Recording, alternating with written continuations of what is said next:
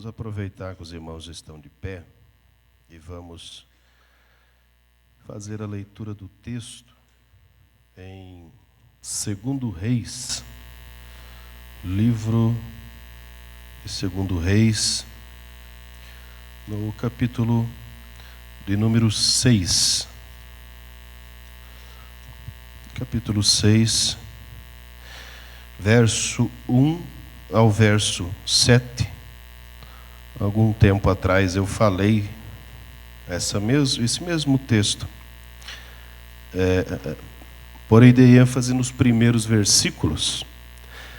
Hoje eu vou dar um pouco mais de atenção nos últimos versículos, mas vamos ler o texto todo. 2 Reis, capítulo 6, verso 1, diz assim: E disseram os filhos dos profetas a Eliseu: Eis que o lugar em que habitamos diante da tua face nos é estreito. Vamos, pois, até o Jordão, tomemos de lá, cada um de nós, uma viga, e façamos-nos ali um lugar para habitar ali. E disse ele: Ide. E disse um: Serve-te de ires com os teus servos. E disse: Eu irei. E foi com eles. E chegando eles ao Jordão, cortaram madeira. E sucedeu que, derrubando um deles uma viga, o ferro caiu na água, e clamou e disse: Ai, meu senhor, porque era emprestado. E disse o homem de Deus: Onde caiu? Mostrando-lhe ele o lugar, cortou um pau e o lançou ali e fez flutuar o ferro. E disse: Levanta-o. Então ele estendeu a sua mão e o tomou. Amém? Os irmãos tomem assento.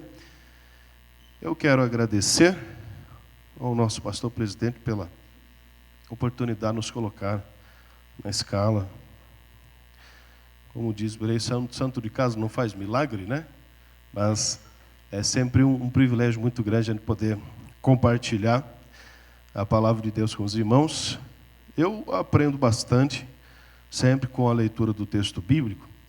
E como eu disse para os irmãos, há um tempo atrás eu falei dos primeiros versículos desse texto.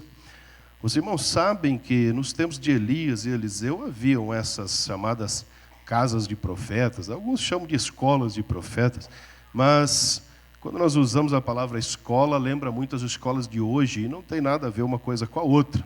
Era um lugar onde eles se reuniam. Evidentemente, cada um tinha a sua casa, tinha a sua família, mas eles tinham um lugar no qual eles se reuniam e aprendiam de vez em quando com o profeta. Quando o profeta não estava, eles se reuniam para estudar o texto.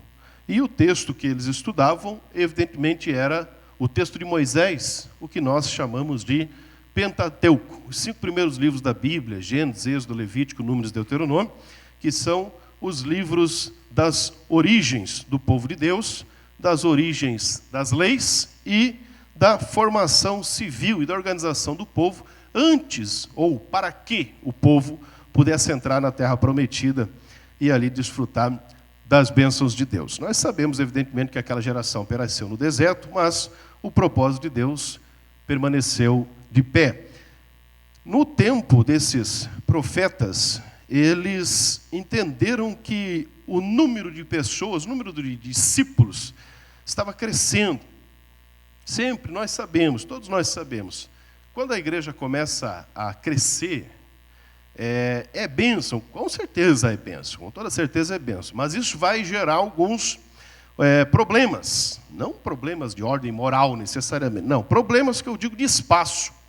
Veja que no Novo Testamento, quando a igreja cresceu de uma forma assim, muito rápida, né?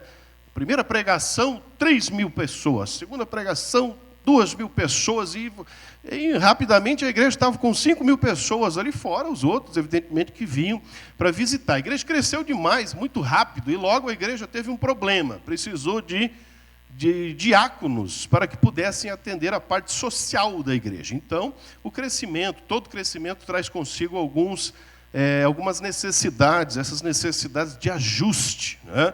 Não é um problema. Evidentemente, todos nós queremos que a igreja cresça, não que a igreja enche. Queremos que a igreja cresça. Numericamente, queremos que as pessoas de Deus, que as pessoas venham e façam parte desse povo de Deus.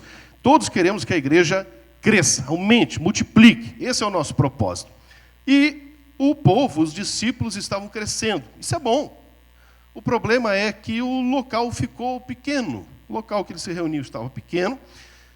E eles aproveitaram a visita de Eliseu, que era o profeta que ensinava a eles, né? Não é que ensinava a eles a ser profeta. Não existe isso, irmão. Não existe um curso que você faça que te ensine a ser profeta, ou um curso que você faça que te ensine a ser pastor, ou qualquer coisa assim. Isso é uma questão de vocação. Eliseu se reunia com eles para poder ensinar a eles a interpretação da lei. Porque enquanto o restante do povo, veja, estamos em 2 Reis. Os irmãos já devem ter acompanhado 1 Samuel, 2 Samuel, 1 Reis, agora em 2 Reis. Os irmãos sabem que a situação dos reis está feia. Feia mesmo. O reino do sul está fraco e o reino do norte está terrível. Terrível. Não tem um homem de Deus no reino do norte que reine sobre o povo. Então, os únicos que guardavam a lei eram os discípulos. Os únicos que se interessavam em estudar a lei eram os discípulos. Então, eles começaram a se reunir, graças a Deus foi aumentando, aproveitaram a chegada do profeta para pedir autorização, conversar com ele sobre a possibilidade de construir um outro lugar. E veja bem como não era pouca gente, irmão. Os irmãos sabem que vai bastante madeira para se fazer uma casa, ainda mais uma casa rústica, na qual eles estão se propondo a fazer ali. E eles dizem, cada um de nós vai cortar uma viga. Então, evidentemente, era bastante gente. Bastante gente. Cada um iria, cortava uma viga e trazia. Para que fosse construído esse lugar. E eles pediram para que Eliseu acompanhasse eles também. Né? É tão bom ter a presença do profeta, do líder, daquele que ensina junto. Porque as pessoas, digamos assim, se sentem mais animadas. Hoje em dia tem muitos generais, né, digamos assim, que ficam de longe dando ordens, mas na Bíblia Sagrada, Davi conquistou o coração do povo, sabe por quê? Porque ele entrava e saía do meio do povo. Ele não ficava de longe dando ordens, ele ia lá junto com as pessoas, arregaçava as mangas, né? Lembra de Jesus, Evangelho de João? Todo mundo chega, olharam para a mesa preparada, né? A ceia preparada, tudo preparado. Os discípulos iam chegando, olhavam o local, o melhor lugar que ficaria mais próximo do mestre, talvez, seja à esquerda ou à direita, que já houve essa discussão entre eles, e cada um deles foi chegando e foi entrando, e a bacia estava na porta, junto com a toalha. Aí Jesus chegou, né? Quando viu que todos eles passaram ignorando a bacia e a toalha, ele mesmo arregaçou as mangas, se cingiu com a toalha e trouxe a bacia e foi lavar os pés dele. Essa é a questão do líder. O líder é aquele que está no meio do povo. Não é alguém, digamos assim, né, como os deuses do Monte Olimpo, né? O povo lá embaixo sofrendo e os deuses no Monte Olimpo longe de todo mundo. Então, aqui, o Elias estava junto com as pessoas aí, estava junto com eles e acompanhando eles nessa empreitada para se construir um lugar maior. Eles foram até o Jordão e cortaram madeira. No versículo 5, nós percebemos um incidente. Nós devemos entender uma coisa importante, meus irmãos, que muita gente simplesmente enxerga sempre o problema. Tem gente que só enxerga o problema, só sente o problema, só vê o problema e só reclama do problema. Mas os homens de Deus, vamos pegar uma fala de Paulo, sabemos, pois, que a tribulação produz paciência, e a paciência produz esperança, e daí por diante. Ele vê no problema uma oportunidade de aprender, uma oportunidade de crescer. Essa é a perspectiva do homem de Deus. E quando nós vemos na Bíblia os problemas, nós vemos o desfecho da situação e logo depois os homens de Deus, eles se destacam e nos chamam a atenção, evidentemente, porque eles não fogem do problema, eles resolvem o problema. E quando eles resolvem o problema, nós aprendemos com eles. Então, quando nós nos deparamos com algum obstáculo, alguma luta, alguma prova, qualquer coisa, seja doença, uma perda, qualquer coisa, é uma oportunidade da gente crescer. Vamos aprender com isso. Vamos aprender, é Deus querendo dar experiência para a gente. Quando Lázaro morreu, foram dar notícia para Jesus.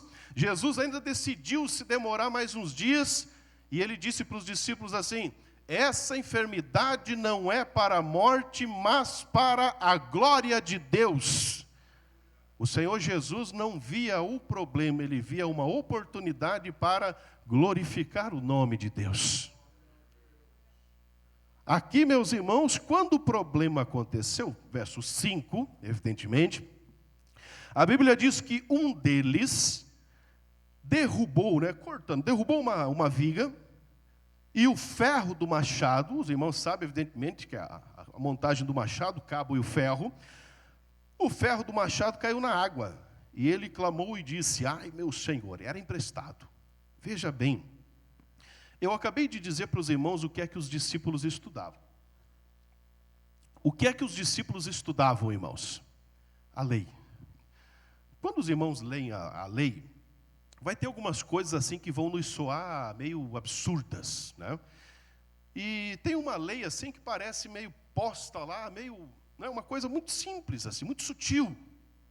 Quando, por exemplo, se fala sobre as cidades de refúgio, ele fala que aqueles que pecarem por ignorância, aquele pecado que sem a intenção, né, o pecado, o crime que eles chamam hoje em dia de aquele sem a intenção, né? Não é o doloso, é o culposo e o doloso, né? O culposo é aquele sem a intenção, sem querer, né?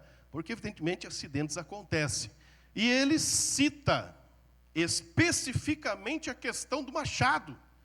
Ele diz assim: veja, por exemplo, digamos que os homens estão lá cortando lenha e o ferro do machado se solta e dá na cabeça de alguém e a pessoa vem a morrer.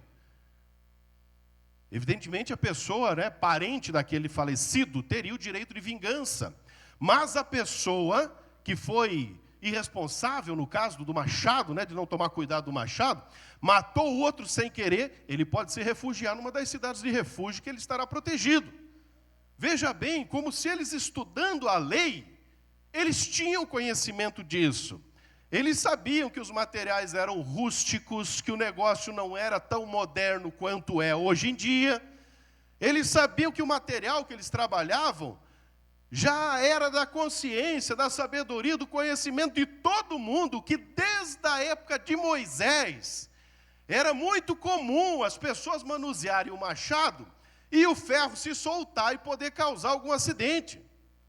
Meu Deus, meus irmãos, no livro de 2 Reis, é séculos depois, pelo menos 300 séculos depois. E os discípulos eram aqueles que estudavam a lei. Do que adianta, meus irmãos, a gente decorar a Bíblia toda e não conseguir praticar um versículo? Tem gente que tem a Bíblia na cabeça, é um computador, conhece tudo, sabe tudo, cita textos à torta e à direito, mas não consegue viver um versículo, irmão. Não consegue praticar nada. Os discípulos conheciam a lei e a lei citava especificamente casos exemplares em que o ferro do machado se solta do cabo e dá na cabeça de alguém e pode matar. Tinha até cidade de refúgio para receber o indivíduo que cometeu esse crime sem querer. Então era da ciência de todo mundo. Quando a gente sabe, meus irmãos, do desfecho de um problema, o que a gente faz? A gente tem que aprender com erros dos outros. A gente tem que aprender. Quando a gente vê as pessoas errando, a gente não pode ir lá que nem tonto e querer repetir e pensar que isso vai dar certo com a gente, porque não, a gente é a gente, eu sou eu vou fazer e vai dar certo. Não vai. Por que não vai? Porque já tentaram, todo mundo já tentou e não deu certo. Se já havia exemplos de que o ferro do machado poderia se soltar e até matar alguém, era dele saber, meu irmão, que tinha que se tomar um pouco mais de cuidado, tinha que se fixar o ferro do machado um pouco melhor. Depois que o problema acontece, ele diz: ai, era emprestado. A palavra emprestado é uma tradução fraca para a expressão que ele usa. É sha'u. A expressão que ele utiliza ali é a expressão pedir com súplicas. Ele está dizendo assim: eu insisti muito para o dono desse machado me emprestar esse machado para eu poder trabalhar, porque o machado não era uma coisa tão simples, era uma ferramenta essencial para quem dependia do uso da madeira. Ele suplicou muito, insistiu muito, rogou muito, se humilhou muito, para que o dono do machado emprestasse para ele. E o dono do machado emprestou. E o que ele fez? Jogou o ferro do machado no fundo do rio por ser irresponsável. Porque leu a lei, viu que a lei mencionava que o ferro dos machados se soltava com facilidade, poderia matar alguém, mas com certeza ele pensou assim: não, comigo vai ser diferente, irmão. Porque eu sou eu. Eu com certeza vou cortar, ele não vai se soltar. Não tem perigo nenhum. Não adianta a gente ler a Bíblia, conhecer a Bíblia e não pôr em prática. Todo mundo está careca de saber do texto da casa da areia e da casa da rocha. A gente escuta isso muito. O prudente é aquele que escuta as palavras do Senhor e põe em prática. Esse é o indivíduo que constrói sua casa na rocha. O irresponsável é aquele que a palavra entra por aqui, sai por aqui, e ele não está nem aí. Isso é um desprezo. A pessoa sabe que o texto bíblico conta inúmeras histórias, inúmeras. A história de Adão, a história de Noé, a história de todas as pessoas que afrontaram a Deus e qual foi o seu desfecho, a história das pessoas que obedeceram a Deus e qual foi o resultado. A gente tem inúmeros exemplos, mas a gente faz questão de ignorar todos, porque a gente pensa assim: não, eu sou eu. Nós vivemos numa época diferente, porque eu vou fazer e vai dar certo. Vai dar certo? Não vai dar certo. Porque Paulo disse assim: tudo aquilo que dantes foi escrito para nosso ensino. O Davi casou com várias mulheres, né? Mas ele foi fraco ali, não, mas eu posso casar que vai dar certo. Não vai dar certo. As pessoas de Israel se envolveram com mulheres de outras nações, não deu certo, mas eu vou namorar a pessoa do mundo e vou trazer para a igreja. Não vai. Não vai conseguir. É mais fácil tirar você daqui e levar você para lá do que você trazer alguém de lá para cá. E chamam isso de namoro evangelístico. Não tem nada evangelístico nisso, irmão. Não vai dar certo. A gente sabe que tem no Brasil, né? Vamos falar de política, está chegando política aí, a época da eleição. No Brasil nós temos inúmeros partidos comunistas, socialistas, né? Um monte de coisa. Os irmãos sabem que socialismo do século XXI é o novo nome para o comunismo. E se você ler 1 ou 2 livros sobre comunismo, eu te recomendo alguns, por exemplo, o Livro Negro do Comunismo, o Livro Politicamente Correto do Comunismo, do Paul Kengor, pode ler qualquer um desses. Até a época que foi publicado esse livro do Stephanie Courtauld mesmo, o Livro Negro do Comunismo, o comunismo tinha matado pelo menos 90 milhões de pessoas. Aí, como deu tudo errado, eles mudaram de nome. Uns chamam de socialismo do século XXI, é o que tem na Venezuela, é o que tem em Cuba, é o que tem na Argentina. Aí tem pessoas no Brasil dizendo assim: não, o nosso partido vai colocar o socialismo no Brasil e vai dar certo. Onde passou, levou todo mundo à miséria, levou o povo a morrer de fome, as guerras massacraram as pessoas, muitos foram fuzilados, mas não, aqui vai dar certo, pode ter certeza. A gente não aprende nada com os erros dos outros, irmão. A gente não aprende nada. A gente lê a Bíblia, vê as pessoas errando e vai e faz exatamente a mesma coisa. A gente vê as pessoas sofrendo, cometendo erros e caindo e se machucando, e a gente faz a mesma coisa. Sempre a mesma coisa, a gente não consegue fazer diferente. O Albert Einstein disse assim que é muita burrice. É idiotice a pessoa fazer sempre a mesma coisa e esperar um resultado diferente. Não vai dar um resultado diferente. Se você quer um resultado diferente, faça diferente. Faça outra coisa. Aí vai dar certo. Se lá no tempo de Moisés o ferro do machado já se soltava e podia matar alguém, e se tem lei, tem história, com toda certeza na época desse discípulo, não ia ser diferente. Teve sorte de não voar esse ferro de machado, dar na cabeça de alguém e matar.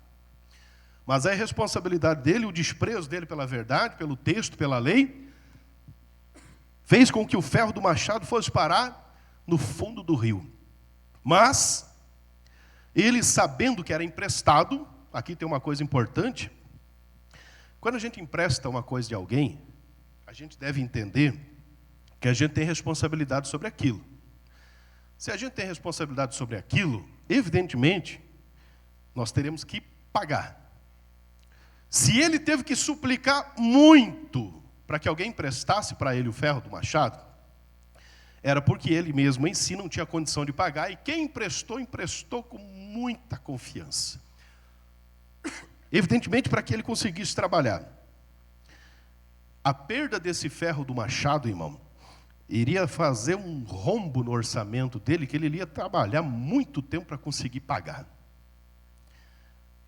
A nossa irresponsabilidade, a nossa desconsideração, muitas vezes o nosso desprezo pelos textos bíblicos, pela verdade, pela própria realidade, irmão,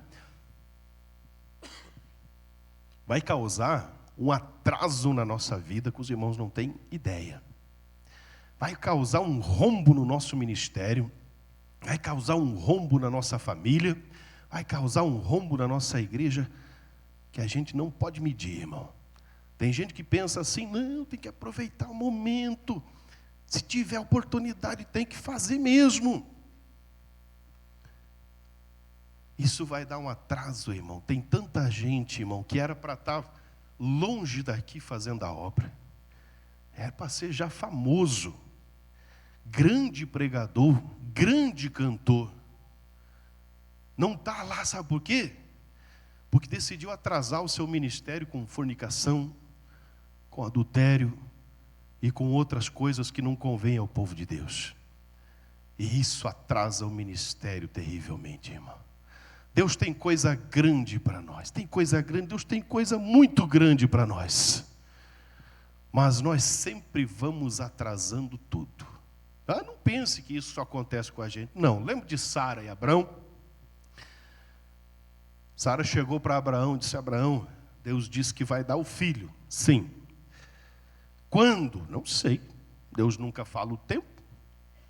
Dificilmente ele fala o tempo. E aí algumas pessoas pensam assim, que se Deus está demorando demais, talvez é porque a gente não esteja fazendo a nossa parte. E aí nessa tentativa de ajudar a Deus, isso fica até cômico de falar, né? Como se Deus precisasse da nossa ajuda. Fica até engraçado, né? Essa tentativa de ajudar a Deus a fazer aquilo que compete de fato a Ele. Eles tiveram um filho que não veio da vontade de Deus. Quando Ismael nasceu, eles apresentaram, está aqui, Senhor, o filho da promessa. Deus diz, negativo, esse é filho da carne. Esse não nasceu da vontade de Deus, esse nasceu da vontade da carne. Meu compromisso não é com esse não, meu compromisso vai ser com o filho que você vai ter com a tua esposa. Entendeu, irmão? E isso atrasou a vida deles e prejudicou eles por um tempo. Irmão do céu, os irmãos não têm ideia da guerra que há entre árabes e israelitas. Mas vamos continuar aqui. Veja bem, o meu tempo já está indo embora. Veja bem, irmão, quanto nós atrasamos a nossa vida por sermos irresponsáveis, por pensar que não, a gente vai fazer e vai dar certo. Não vai. E no versículo de número 6, ele começa dizendo assim, ó, e disse o homem de Deus. Porque no verso 5 ele procura, né, Eliseu. Ele diz, ó Senhor meu. E daí Eliseu responde para ele no verso 6. Olha que interessante. Meu irmão, quando ele comete esse erro, quando acontece esse incidente, ele procura Eliseu e diz o que aconteceu. E é interessante, irmão, sabe por quê? Porque a pessoa tem que ser muito humilde, irmão. Muito humilde. Para procurar o líder e dizer para ele assim, eu errei. Eu preciso de ajuda. Porque eu vou sofrer um atraso na minha vida, um atraso no meu ministério, porque eu derrubei, fui irresponsável e derrubei aquilo que me foi me dado para trabalhar. Coloquei a perder uma coisa por irresponsabilidade. É difícil quem tem a humildade de chegar para o líder e dizer assim, eu errei. Eu preciso de ajuda. Não pense você que é uma coisa tão fácil. A pessoa tem que ser muito humilde, irmão. Muito humilde. Sabe por quê? Porque a maioria fica pensando assim, não, irmão, vamos dar tempo ao tempo. Aprendeu com as novelas e com os filmes, né? O tempo vai acalmar isso aí. Vai acalmar coisa nenhuma, irmão. O tempo vai fazer as pessoas esquecerem isso. Ninguém vai esquecer, irmão. Ninguém vai esquecer. Muito menos a quem interessa de fato, que é o próprio Deus. Ele não vai esquecer. O tempo vai passar e não vai resolver esse problema. Não vai. Tem gente que pensa, não, então não vamos falar para ninguém e vamos tentar resolver a gente mesmo, né? Cometemos esse erro aí, deu esse problema, mas não vamos falar para ninguém porque é coisa que o pastor mesmo não precisa saber, a gente mesmo pode resolver. Vai resolver? Como que a gente resolve as coisas, irmão? Uma mentira que a gente conte precisa de mais um monte de mentira para subsidiar aquela. Quando você vê, você está afundado na mentira de tal jeito que você não tem mais como se livrar. Você se torna escravo daquilo. Jesus diz, todo aquele que pecar se torna escravo do pecado. Pronto. Pecado é um vício. Que a pessoa tem que ter humildade desse discípulo, procurar o líder e dizer assim, eu errei, eu preciso de ajuda. Mas muita gente diz, não, vamos resolver a gente mesmo aqui. Deixa eu citar para você Davi. Todo mundo conhece a história de Davi. Davi é famosíssimo, né? Pelos seus feitos, porque matou Golias. Mas a Bíblia conta a história, digamos assim, do lado negro, né? Do lado obscuro da história de Davi, no qual ele, pela tarde, né? Olhou de cima para baixo do seu palácio e viu uma mulher nua tomando banho. Tem gente que vai pregar esse texto, diz que Batseba era uma vítima. Irmão, por favor, né?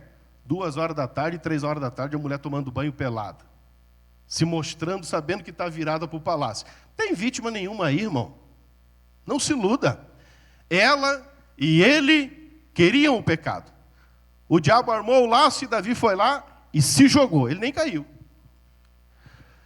Porque ele viu ela e simplesmente ordenou que a chamassem. E a Bíblia diz que ela engravidou desse adultério. E quando ela engravidou do adultério, meu irmão, que aí a barriga vai crescer. E o marido está na guerra. Todo mundo vai desconfiar de quem será essa criança. Davi, na hora, pensou assim, vou mandar buscar o marido dela, Urias, que por incrível que pareça, era um dos homens de confiança de Davi. A Bíblia faz questão de mencionar os 30 valentes de Davi. Os homens que davam a vida cegamente pela vida de Davi. Urias era um deles. E Davi mandou chamá-lo e falou para ele ir para a casa dele e ficar com a esposa dele. Por quê? Vai lá, faz alguma coisa, aí a esposa vai aparecer grávida, ninguém vai acusar o Davi. Urias fez o quê? Chegou e ficou na porta do palácio do rei, não foi para casa. Davi embebedou ele, mandou ele ir, pois ele não foi. Ele disse, como é que eu vou ir para minha casa, deitar com a minha esposa, enquanto os exércitos de Israel sofrem contra os filisteus? Veja, irmão, sinal de Deus. Aí simplesmente Davi viu que não tinha jeito, mas a gente pode resolver aqui, não vamos contar para ninguém. A gente pode resolver a gente mesmo. Não, o pastor não precisa saber, ninguém precisa saber, vamos resolver a gente mesmo. Davi vai lá, escreve uma carta para Joabe, que é general, para que Joabe coloque Urias na frente da batalha. Já jogou xadrez? Você sabe que os peões são os primeiros que morrem, né? O general, que é um bom estrategista, tem bom conhecimento de estratégia, ele faz o quê? As primeiras pessoas que vão lá para frente dificilmente vão sobreviver, porque as flechas matam, ou quando eles se aproximam do muro, as pessoas jogam pedras lá de cima e matam as pessoas que estão embaixo. E tem inúmeras histórias disso. Aí simplesmente Davi escreve assim, coloca Urias na frente da batalha. E Joabe, que não é bobo nem nada, entendeu. Porque se alguém perguntar depois, ele morreu na guerra. Se alguém perguntar, ele morreu. Porque tem vários exemplos de pessoas que se aproximaram muito do muro e alguém jogou uma pedra e matou ele. Então isso é normal. Deixa que a gente resolve. O pastor não precisa saber. Aí o Urias foi para frente da batalha e acabou morrendo na batalha. Quando ele soube da morte, mandou comunicar diretamente a Davi. O teu desígnio se cumpriu. O que você queria aconteceu porque você colocou ele lá na frente e ele morreu. No mesmo momento ele mandou tomar Batseba para ser a sua esposa. Não precisa a gente falar nada, irmão. A gente mesmo resolve. Não resolve. Quando a gente tenta consertar um erro, a gente cria mais 5 ou 6 atrás daquele. E o negócio só vai ficando maior, irmão. Por enquanto foi só o ferro do machado que caiu ali. Procura aí, vamos resolver uma coisa pequena. Dá para resolver, a igreja está aqui para isso. Procura o pastor, procura o líder. Resolve isso aí, antes que esse negócio cresça. Porque Tiago usa o pecado como se fosse uma gestação. A pessoa concebe e vai alimentando por meses e meses e meses e meses, até que lá na frente concebe, né, lá dá a luz, e quando dá a luz gera o escândalo. E a Bíblia diz, ai daquele por meio de quem o escândalo vier. Vamos resolver isso enquanto está pequeno, irmão. Traz esse problema, a gente está aqui para isso. Vamos resolver isso aí. Se a igreja não te ajudar, ninguém vai te ajudar. A igreja está aqui para te ajudar. Vamos resolver isso enquanto está pequeno, porque depois que crescer e causar um escândalo, o problema vai ser maior. Tem uma outra coisa que eu quero dar ênfase aqui, e eu já vou terminar. Quando ele percebeu que o ferro caiu, ele procurou na hora o Eliseu e disse, ai, Senhor meu, era emprestado. E Eliseu disse para ele, onde está? Eu acho interessante, irmão, a humildade dele, de na hora ele já procurar. Porque hoje em dia, irmão, além das pessoas pensar, não, vamos dar tempo ao tempo, irmão. Tá? Não, vamos tentar resolver a gente mesmo. Além disso, irmão, além desses problemas, ainda tem gente que o ferro do machado está no fundo do rio, mas ele continua batendo na árvore para fingir que está trabalhando, irmão. Ele continua insistindo ali, né? Caiu em adultério, continua no ministério, né? Já sabe como é que faz, já sabe como é que acontece, já sabe o que tem que fazer, continua ali. Por isso que Paulo, quando escreve para algumas igrejas, ele diz assim, que o amor seja não fingido. Porque muita gente é bom intérprete, é ator na última, irmão. Muito curioso isso, que a pessoa consegue interpretar muito bem. O ministério está no fundo do rio. O ferro do machado, que era para ele trabalhar para o Senhor, está lá. Mas ele está batendo o cabo do machado na madeira, para que todo mundo que esteja do lado olhe e pense que ele está trabalhando. Está indo muito bem. Lembra quando Jesus disse que o espírito maligno, ele não disse necessariamente, o espírito maligno quando sai da pessoa, anda por lugares áridos, volta e encontra o quê? A casa varrida e adornada, bonita.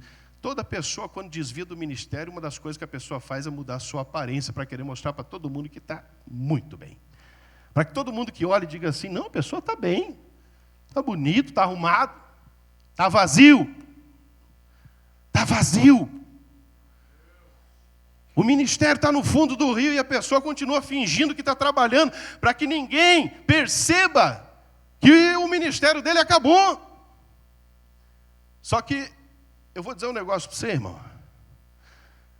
Os outros cortadores de lenha que tem do lado, eles conseguem discernir o som do machado quando bate na árvore. Se você pegar um machado e bater numa árvore, ele faz um som. Se você pegar o cabo do machado e bater na árvore, faz outro som. Quem tem o ouvido bem aguçado vai conseguir entender, irmão, que o barulho que algumas pessoas estão fazendo já está longe daquele barulho inicial, irmão. Hoje em dia é só artificialismo. O ferro do machado está no fundo do rio, ele está fingindo que trabalha, mas o barulhinho está estranho, irmão. O som não é o mesmo do poder de Deus. O som não é o mesmo do homem de Deus. O som está diferente. Tem gente que diz assim, a gente precisa ficar dizendo para o povo olhar para o lado, abraçar as pessoas, precisa ficar dizendo para as pessoas. Não faça isso, irmão. Jesus não disse para fazer isso. Ele disse, ide por todo mundo, pregai o evangelho.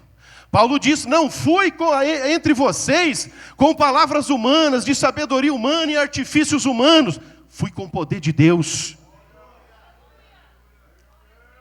Não precisa, meu irmão, de artificialismo. Pregue a palavra. Não precisa ficar inventando historinha e coisinha que Jesus não mandou fazer. Pregue a palavra, porque a Bíblia diz que a palavra que sai da boca do Senhor não torna para Ele vazia. Ela vai operar aquilo para o qual foi ordenada. Se nós pregarmos a palavra de Deus, a palavra vai transformar. Se nós falarmos do Evangelho, o Evangelho vai operar. Não, mas a gente precisa estar fazendo. Não precisa.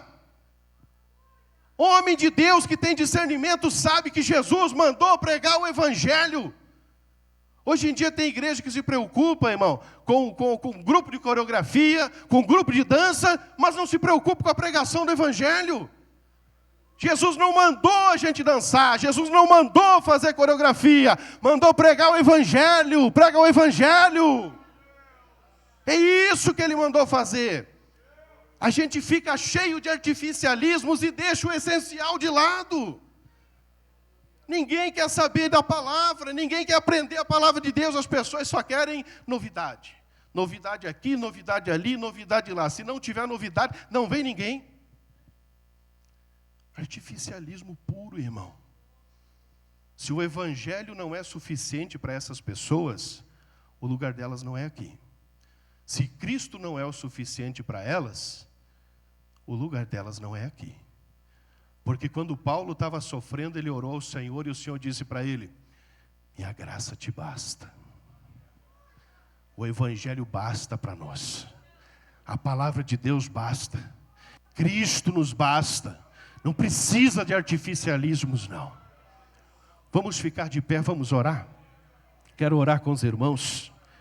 Ter cantoria seregendei. Deus poderoso,